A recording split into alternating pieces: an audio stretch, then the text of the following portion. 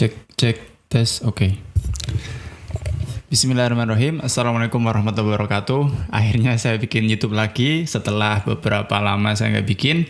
Dan konten terakhir yang saya buat itu kurang lebih 2 bulan yang lalu.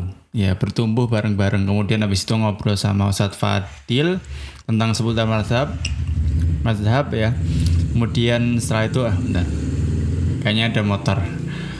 Setelah itu terus kemarin belum lama sharing seputar produktivitas sama Ustadz Fadli. Hampir mirip ya Ustadz Fadil sama Ustadz Fadli. Tapi yang jelas konten yang benar-benar saya pengen buat adalah sudah terakhir itu 2 bulan yang lalu. Ya, 30 Days Challenge itu konten yang terakhir saya buat benar-benar pakai kamera, terus habis itu nulis dulu proper gitu segala macamnya. Akhirnya sampai sekarang ya belum lanjut lagi gitu. Nah, sebenarnya ini adalah saya coba gitu ya. Ternyata kan pada intinya kan kita kalau misalnya mau konten itu selalu ada kendala. Salah satu kendalanya adalah kita selalu pengen perfect. Ya, itu manusiawi banget gitu ya, pengennya bagus segala macamnya gitu. Nah, makanya ini saya tuh ngonten jam 2. Ya, saya punya challenge, cobalah sampai jam 3, kira-kira bisa nggak jadi satu konten itu. Dan kayaknya sih bisa gitu. Nah, mungkin itu ya teman-teman ya. Jadi saya di sini coba nggak usah terlalu perfect ya. Bismillah lah, yang penting YouTube saya jalan dulu gitu kan. Di sini saya mau sharing aja tentang kendala dalam berkarya gitu. Yang pertama itu ada pengennya perfect. Ini penyakit yang sering menyerang gitu ya. Dan mungkin juga sering saya bahas tapi ya gitu kadang kena sendiri gitu kan. Di beberapa hal saya sudah bisa tapi di beberapa hal yang lain kayak kok saya malah ngerasa pengen perfect banget gitu ya. Sama seperti beberapa konten yang di Instagram saya pun juga bahkan sempet gitu kemarin itu udah jadi kontennya, konten promosi gitu ya, produknya udah jadi, terus habis itu juga udah oke. Sayangnya masih ngerasa nggak enak ya. Terus habis itu chat sama teman saya gitu kan yang bantuin video, gimana kalau kita retake gitu. Padahal tuh sudah saya edit gitu. Tapi alhamdulillah setelah saya sharing terus udah oke, yang penting ya udah upload gitu. Intinya penyakit perfeksionis itu selalu ada, tapi selama kita bisa sedikit ngerem dan salah satu caranya adalah minta pendapat orang lain. Itu paling penting sih, paling gampang. Minta pendapat orang lain, kalau misalnya orangnya oke ya udah selesai gitu. Yang kedua, terlalu banyak hal yang dilakukan. Ya, terlalu banyak hal yang dilakukan, akhirnya kita melupakan resolusi kita sendiri. Pengen bikin YouTube, pengen nulis, pengen punya buku sendiri, pengen punya e-book sendiri, pengen punya konten sendiri, atau mungkin punya kelas sendiri, punya apa sih sekarang gitu ya, pengen event sendiri, event gitu ya bacanya, event sendiri dan sebagainya, karena kita terlalu sibuk dengan pekerjaan. Walaupun itu bagus ya, terutama kan kita juga butuh gitu untuk keseharian. Tapi sesekali kita harus mengurangi untuk menjadi lebih baik.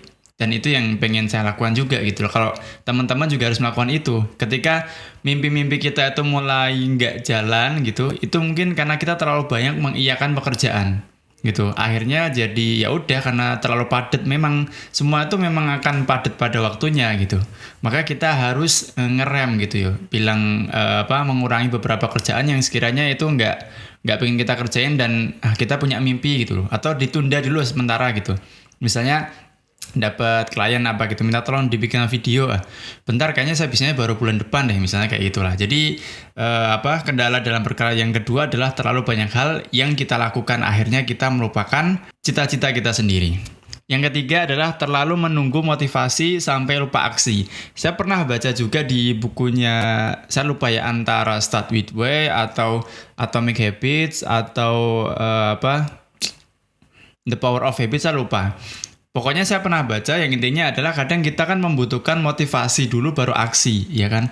Motivasi dulu baru aksi. Nah, kalau motivasinya nggak temu, akhirnya kita nggak aksi-aksi gitu. Kalau motivasinya nggak ketemu, kita nggak aksi-aksi. Makanya sesekali itu kita harus aksi dulu, nanti motivasinya setelah aksi gitu. Motivasi, aksi. Kalau motivasinya nggak ada, aksinya nggak ada. Kalau aksi itu nggak butuh motivasi, setelah itu kita akan menemukan motivasi di pertengahan jalannya. Setelah itu baru inovasi kalau nggak salah. Ya, jadi kita perlu aksi dulu gitu loh. Penting banget untuk menjalankan dulu lah. Nggak usah terlalu perfect tadi, seperti poin yang pertama. Kemudian yang terakhir yang ingin saya sampaikan juga, ketika kita membuat karya gitu ya, entah itu konten atau yang lainnya gitu, Perhatikan juga durasinya. Kita punya pekerjaan yang harus dijalankan, punya kewajiban, karena kan orang-orang beriman adalah mereka yang menjalankan amanahnya, itu paling penting sih. Jadi jangan sampai ketika kita sudah mengiyakan pekerjaan atau sudah mengiyakan ketemu teman dan sebagainya, akhirnya kita malah sorry ya saya mau sibuk nih punya urusan sendiri gitu. Ya nggak bisa kayak gitu juga. Kita harus melihat juga gitu sama keadaan.